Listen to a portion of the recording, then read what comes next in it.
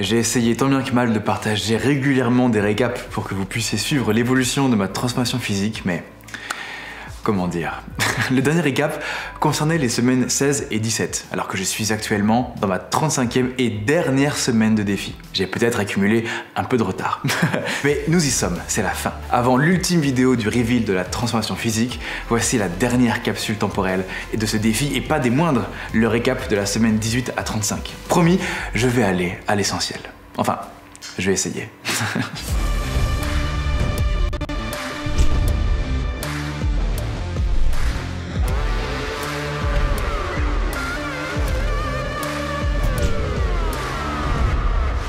Depuis le 14 mars, j'ai eu l'occasion de faire à 2 reprises, la semaine du 18 et celle du 23, mes tests de répétition maximum pour faire le suivi de ma progression sur les différents exos. Évidemment, les 2 tests sont tombés lorsque j'étais en déplacement. Il a donc fallu être astucieux dans l'organisation. La semaine du 18, j'étais avec McFly et Carlito pour filmer leur tournée. Et regardez, il y a Thomas, notre caméraman qui vous filme les yeux.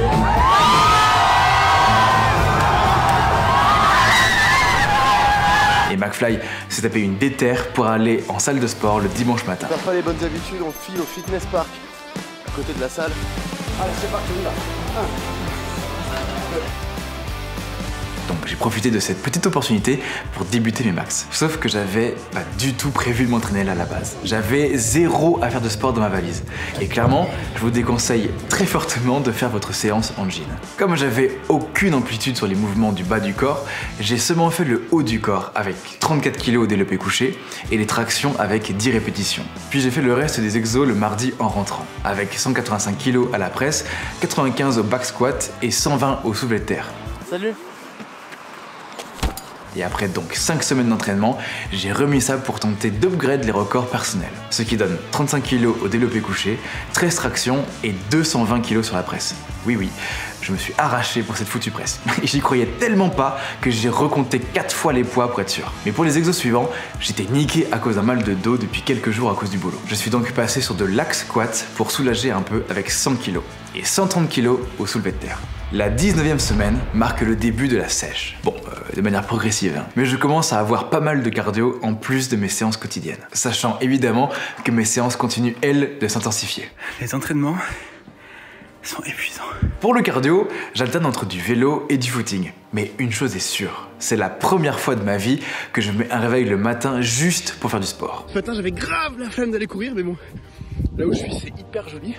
Bon, ça reste un champ, donc c'est pas non plus dingue, quoi, mais je suis content. Ah là là.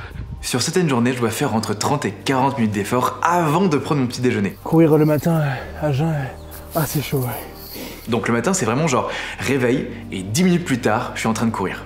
Ou de pédaler. J'avoue que je fais pas trop le malin là. Oh, c'est un peu dur quand même. Si j'avais su quel effort fallait faire pour ce programme de transformation physique là, si j'avais su, j'aurais mangé tellement moins de gâteaux plus jeune. Tellement moins. Je regrette toute mon enfance. Depuis que je fais ce projet de transformation physique, ma vie a totalement changé. Je suis pas un gros fêtard de base. Je passais plus mes nuits à bosser jusqu'à 4 h du mat ou devant évidemment quelques séries. Mais là, j'ai l'impression d'avoir pris 20 ans en quelques semaines. Je mène une vie de petit vieux. Dorénavant, je préfère me lever tôt le matin que de veiller la nuit. Puis j'utilise le mot dorénavant dans mes vidéos aussi. Les soirées me manquent pas plus que ça. Enfin, je sais pas, ce nouveau rythme n'est pas forcément quelque chose de négatif. Bien au contraire, j'ai jamais eu autant cette sensation d'être dynamique et productif dans les projets que je fais. La 21e semaine, j'augmentais toutes mes charges de 10%. J'appréhendais un peu ce moment parce que j'avais déjà l'impression de me donner à fond sur les 2 dernières semaines. Mais finalement, je sais pas ce qui s'est passé. Les nouveaux poids m'ont semblé plus faciles à soulever qu'avant. Ça m'a laissé dubitatif. Est-ce que je n'aurais pas été contaminé par une molécule chelou qui décuple soudainement ma force? Bon, selon un sondage totalement objectif, je suis encore une grosse merde. Grâce à vous, je garde la tête froide. Merci pour votre soutien. Mais blague à part, en parlant de soutien, j'essaie de mettre régulièrement en story sur Insta mes stats sur le running. C'est chaud. Suite à quoi, j'ai reçu des messages qui m'ont vraiment fait plaisir. Qu'on se le dise clairement, avant en sport, j'étais une sous-merde. Quand plus jeune, j'ai fait ma formation de jeune sapeur-pompier, j'étais toujours le dernier, à la ramasse. Et voir ces messages me font tellement plaisir. Sincèrement, je me dis que ça y est, la revanche que je voulais prendre sur moi-même, je suis en plein dedans là. Le travail commence à porter ses fruits et ça me motive de ouf pour continuer sur cette lancée. Par contre, j'ai beau avoir progressé en sport, je suis pas beaucoup plus doué pour le reste. Je me suis éclaté le doigt en posant l'haltère de 25 kg sur le truc. Le poids il a rebondi sur ma main, sur mon doigt. Ah, ça m'arrache le doigt. J'ai dû terminer la séance avec un sopalin sur le doigt. Nous voilà arrivés à la 24e semaine de la transformation physique. Et étant vidéaste, et donc bossant là où le vent me mène, les déplacements, ça me connaît. La semaine dernière, j'étais sur Perpignan, puis Lille, et cette fois, c'est parti pour Dijon le mardi et mercredi, puis Lyon le jeudi et vendredi. Faut être réaliste. C'est impossible de maintenir les entraînements plus la diète sur plusieurs jours de déplacement. Heureusement, l'équipe avec laquelle je bosse régulièrement, le Studio Élément, est hyper cool. Et au lieu de partir faire mon footing tout seul, eh bien on s'est retrouvé à 5. Mais je me suis fait avoir sur un point. Ce petit point s'appelle Nicolas Mérieux. J'espère que j'avais pas de merde. J'étais parti pour faire mes petites 35 minutes de course comme d'hab, et le voilà, qu'il m'embarque dans un nouveau tour de pâté de maison. Le tour fait une demi-heure. Mais comment résister à son charme?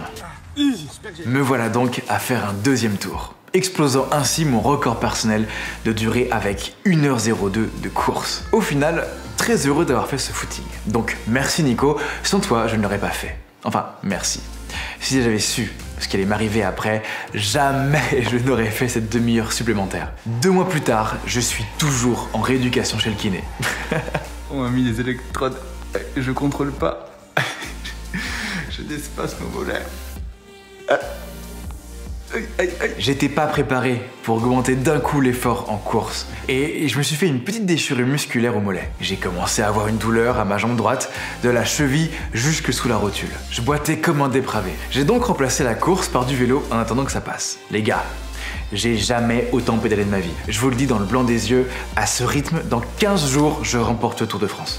Quelle victoire! Semaine 28, la fin se rapproche les amis. Mais je tenais à vous parler d'un truc que je ressens de plus en plus en ce moment. Si vous me suivez sur Insta, vous avez dû remarquer que je me suis lancé depuis quelques temps dans la création d'une mare, histoire de ramener un mini écosystème chez moi. Mais pour faire le suivi de la fabrication, j'ai commencé à partager en story des vidéos de moi en train de creuser. Putain, pourquoi je me suis embarqué en Bon, pas ouf dit comme ça, mais sur ces vidéos, je suis torse nu.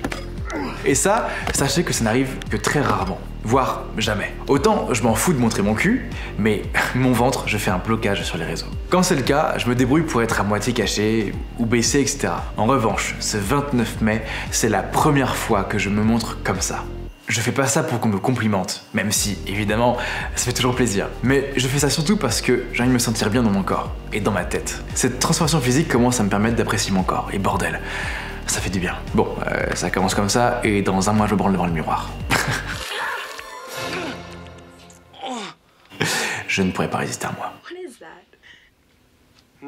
Aïe aïe aïe. Nous voilà à la semaine 33. Le défi de transformation physique se termine bientôt. Et je vous cache pas qu'à ce moment-là, j'ai clairement commencé à paniquer. Ma sèche a débuté depuis quelques semaines et je ne suis pas du tout rendu à l'objectif que je m'étais fixé. Pas d'autre choix que de réduire drastiquement l'apport en calories. C'était donc tomate concombre 3/4 du temps. Le point positif, c'est que je perdais pas beaucoup de temps aux chiottes. En même temps, j'y allais plus. Mais le problème, c'est que la semaine précédente a eu lieu la traversée Orléans-Paris. Oh la vache, je suis mort. J'ai mal partout. Faut qu'on se tape 20 km encore. 20 km. Mais la traversée m'a défoncé les articulations, les chevilles et le dos. Ça a été extrêmement compliqué de reprendre les séances à fond, direct. D'autant plus qu'à la fin de la semaine, je tournais une nouvelle vidéo avec des gens complètement barges.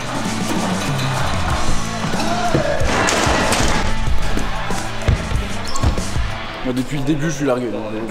C'est tout ça, moi, je suis waouh. Je suis en train de décéder. Le rythme est beaucoup trop intense, mais ça y est. Nous voilà déjà à la fin. La 35e semaine de transformation physique, c'est maintenant.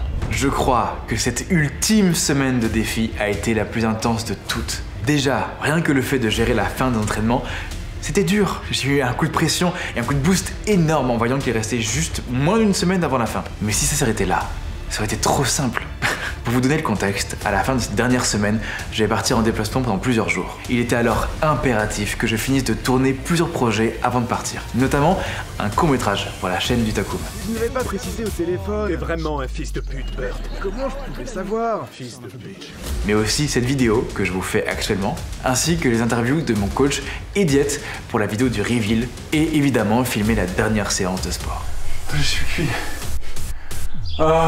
Autant vous dire que je n'ai pas beaucoup dormi. 4 heures par nuit, c'est tendu les gars. Mais ça y est, le défi est terminé au moment où je vous parle. Et j'ai tellement envie de vous montrer le résultat. Mais ça, ce sera dans la prochaine vidéo. Est-ce que je n'aurais pas été contaminé par une molécule chelou qui décuple le... Ah putain!